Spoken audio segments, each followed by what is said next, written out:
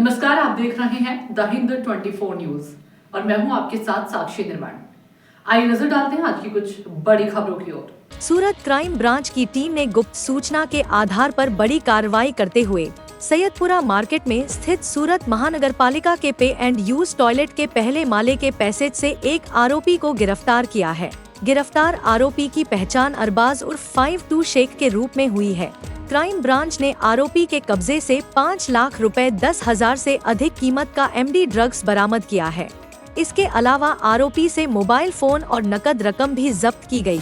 कुल मिलाकर पुलिस ने 5 लाख रुपए 61,000 से अधिक की सामग्री जब्त की है। पुलिस द्वारा आरोपी से पूछताछ की जा रही है कि यह मादक पदार्थ कहां से लाया गया था और इसे किन किन जगहों पर सप्लाई किया जाना था।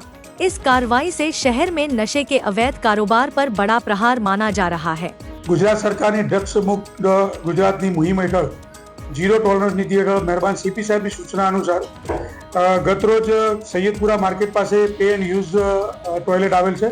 એમાં એક અરબાજ ઉર્ફે 5 ઇસ્માઇલ શેખ જે ડ્રગ્સનું વેચાણ કરે છે એવી બાતમીના આધારે ક્રાઇમની ટીમે ત્યાં દરોડો પાડી અને 51.040 ગ્રામ ડ્રગ્સ कुल कीमत 5,10,400 રૂપિયાનું પકડી પાડેલ છે। જેમાં એક આરોપી અરબાજ ઉર્ફે 5 ઇસ્માઇલ શેખ તંતાવાડ લાલગેટનો રહેવાસી છે, એને પકડી પાડવામાં આવેલ છે। આ આરોપી અગાઉ સલાબતપુરા પોલીસ સ્ટેશનના ગુનામાં અગાઉ પકડાઈ ચૂકેલો છે। 7.40 ગ્રામ MDના ગુનામાં એનો ગુનાહિત ઇતિહાસ છે અને આગળની તપાસ લાલગેટ પોલીસ સ્ટેશનમાં સુપ્રત કરવામાં આવેલ છે અને ત્યાં તપાસ ચાલુ છે।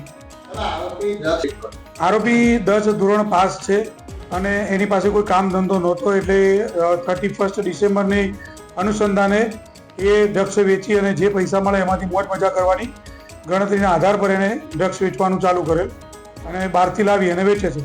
આગળ ક્યાંથી લાવે છે એની તપાસ ચાલુ છે લાલગેટ પોલીસ સ્ટેશન।